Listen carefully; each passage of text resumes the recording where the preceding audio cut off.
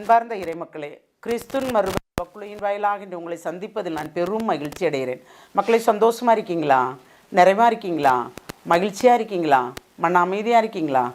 மக்களே, எது நடந்தாலும் நன்றி சொல்வோம். ஏனென்றால் காலநிலைகள் மாறுகிறது, நோய்களும் நொடிகளும் வருகிறது. அதிலிருந்து ஆண்டவர் நம்மளை பாதுகாப்பார் இல்லையா? எங்கு பார்த்தாலும் நோய்கள் நொடிகள் தான், காய்ச்சல் தான், இருமல் தான், சளி தான், எல்லாமே. ஆனாலும் இறைவனோடு இணைந்திருக்கும் போது இத்துன்பங்கள் எல்லாம் பெரிதாக நமக்கு தெரியாதவாறு நிறைவாக நம்மளை வழிநடத்துவார். இன்று நாம் என்ன செய்தி என்று பார்ப்போமா? இறைவன் தருகின்றது. இறைவாக்கினர் எஸ்யா எழுதிய நூல் அதிகாரம் 40 இறை வார்த்தை 9-11 முடிய. சியோனே, நற்செய்தி தருபவளே, உயர்மலை மேல் நின்றுகொள். எருசலேமே, நற்செய்தி உரைப்பவளே, உன் குரலை எழுப்பு, அஞ்சாதே. இதோ உன் கடவுள் என்று யூதா நகர்களிடம் முழங்கு. இதோ என் தலைவராகிய ஆண்டவர் ஆற்றலுடன் வருகிறார். அவர் ஆற்றலோடு ஆட்சி புரிய இருக்கின்றார். அவர் தம் வெற்றி பரிசை தம்முடன் எடுத்து வருகின்றார். அவர் வென்றவை அவர் முன் செல்கின்றன. ஆயனை போல் தம் மந்தையை அவர் மேய்ப்பார். ஆட்டுக்குட்டிகளை தம் கையால் ஒன்று சேர்ப்பார். அவற்றை தம் தோளில் தூக்கி சுமப்பார். சினை ஆடுகளை கவனத்துடன் நடத்தி செல்வார். நாம் எல்லாரும் யார்? ஆட்டுக்குட்டி, இயேசுவின் ஆட்டுக்குட்டிகள். ஆம், நாம் வழிதவறி போயிருந்தாலும் அந்த 99 ஆடுகளை விட்டுவிட்டு ஒரு ஆட்டை தேடி அவர் நம் பின்னால் வந்து நம்மை தேடி தூக்கி அவர் தோளில் சுமத்து கவனமாக அன்போடு தடவி நம்மளை வழிநடத்துகிறார். அப்போ நாம் அவர் தோளில் தூக்கி வைப்பதற்குரிய ஆடாக இருக்கும்போது எவ்வளவு பேர் பெற்றவர்கள் இல்லையா? மீண்டும் மீண்டும் பாவத்தில் விழாதவாறு அவரோடு இணைந்து நடக்க வேண்டும் என்றுதான். ஏனென்றால் அவருடைய ஆட்சி, அவருடைய ஆற்றல், அவர் மாட்சி எல்லாமே நம்மிடம் இருக்கிறது. நற்செய்தி சொல்வதற்காக நம்மளை தேடி வருகிறார். ஒவ்வொரு செய்தியும் உயிருள்ள செய்தியாக இருக்கிறது. அந்த செய்தியை நாம் பிறருக்கு அறிவிக்கிறோமா?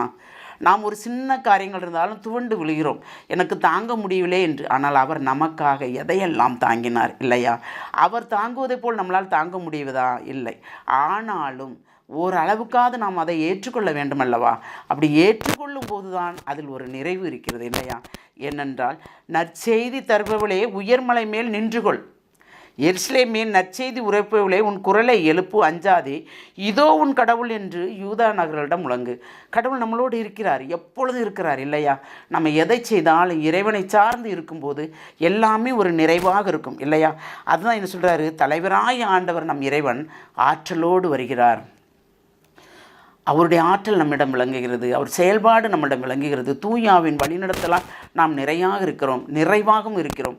அந்த நிறைவு தான் நம்முடைய நிறைவு, பிறரையும் நிறைவுபடுத்த வேண்டும் என்று இறைவன் விரும்புகிறார்.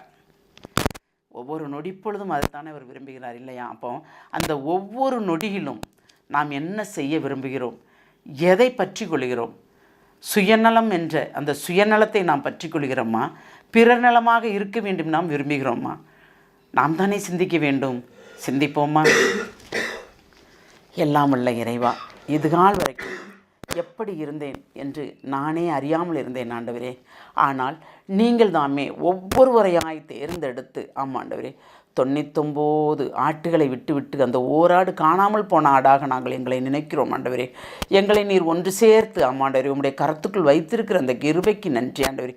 எப்பொழுதும் நாங்கள் உம்முடைய கரத்துக்குள்ளே இருக்க வேண்டும் என்றும் விரும்புகிறோம் ஆண்டவரே. அந்த விருப்பம்தான் இப்பொழுது எங்களை செயல்படுத்தி கொண்டு இருக்கிறது ஆண்டவரே. எதை செய்தாலும் இறைசித்தம் என்று நாங்கள் ஏற்று நடக்கும்படி தேவரீர் எங்களை ஆசீர்வதிக்கிற அந்த கிருபைக்கு நன்றி கூறி எங்களை முழுமையாக உம்முடைய இரக்கத்துக்குள் ஒப்புக் கொடுக்கிறோம். எங்கள் ஜெபம் கேட்கும் நல்ல பிதாவே. ஆமேன், ஆமேன், ஆமேன்.